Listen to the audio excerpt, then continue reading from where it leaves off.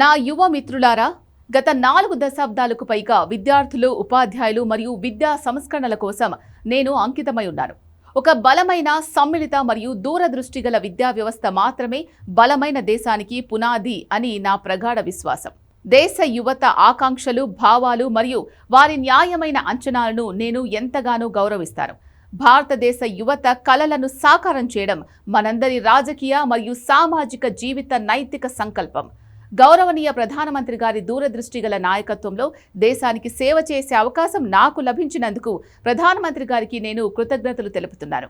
కానీ మే 3, 2026న జరిగిన NEET UG పరీక్షలో అక్రమాలు జరిగినట్టు తేలింది. భారత ప్రభుత్వం వెంటనే దీనిని పరిగణలోకి తీసుకుని దర్యాప్తును సిబిఐకి అప్పగించింది మరియు పరీక్షను రద్దు చేసి పునః పరీక్ష తేదీని ప్రకటించింది. దీంతో పాటు వచ్చే ఏడాది నుంచి ఈ పరీక్షను సిబిటి విధానంలో నిర్వహించాలని నిర్ణయించారు. ఈ సమయంలో 20 లక్షల మందికి పైగా విద్యార్థులకు పరీక్ష సజావుగా నిర్వహించడమే మా ప్రధాన ప్రాధాన్యతగా ఉంది. దీనికోసం ప్రభుత్వ సమగ్ర విధానం కింద పనిచేశాం. ఇందులో భారత ప్రభుత్వంతో పాటు రాష్ట్ర ప్రభుత్వం, ముఖ్యంగా జిల్లా యంత్రాంగం కీలక పాత్ర పోషించింది. అలాగే విద్యార్థులు, సంరక్షకులు మరియు తల్లిదండ్రుల సహకారంతో జూన్ 21, 2026న ఈ పరీక్ష పూర్తయింది. మొదటి రోజు నుంచి నేను దీనికి బాధ్యత వహించాను మరియు ఈ పరిస్థితి నుంచి ఎప్పుడూ వెనక్కు తగ్గలేదు. పరీక్షా మాఫియా కారణంగా ఏ ప్రతిభావంతుడైన విద్యార్థి భవిష్యత్తు నాశనం కానివ్వబోమని, ఏ విద్యార్థికి అన్యాయం జరగనివ్వబోమని నా సంకల్పం. జూలై 16న ప్రకటించిన నీట్ యూజీ ఫలితాలు సంతృప్తికరంగా ఉన్నాయి. ఇందులో పేద నేపథ్యాల నుంచి వచ్చిన పలువురు ప్రతిభావంతులైన విద్యార్థులు కూడా విజయం సాధించారు. కానీ ఈ సమయంలో కూడా బాధ్యతాయుతమైన పదవుల్లో ఉన్న కొందరు వ్యక్తులు విద్యార్థులను తప్పుదోవ పట్టించి అడ్డంకులు సృష్టించేందుకు ప్రయత్నించడం నా మనస్సును ఎంతో కలిచివేసింది.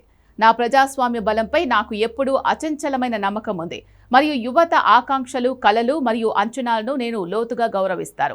వారు కేవలం భారతదేశ భవిష్యత్తు మాత్రమే కాదు, నవ మరియు అభివృద్ధి చెందిన భారతదేశానికి మార్గదర్శకులు, నిర్మాతలు మరియు భవిష్యత్తు శిల్పులు. గత 10 రోజుల పరిణామాలను చూసి నా మనస్సు కలత చెందింది. ఇది నాకు వ్యక్తిగత ప్రతిష్టకు సంబంధించిన విషయం కాదు.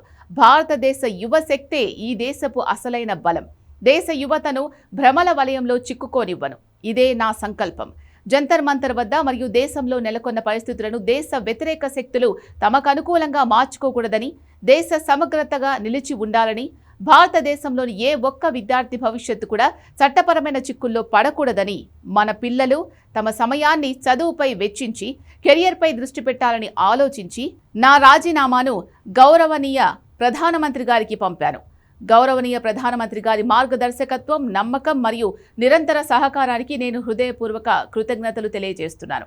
అదేవిధంగా మంత్రి మండలిలోని నా తోటి మంత్రులకు, మంత్రిత్వ శాఖ అధికారులు మరియు ఉద్యోగులకు నేను ఎవరితో కలిసి పనిచేసే అదృష్టాన్ని పొందానో ఆ వ్యక్తులందరికీ నా కృతజ్ఞతలు తెలియజేస్తున్నాను.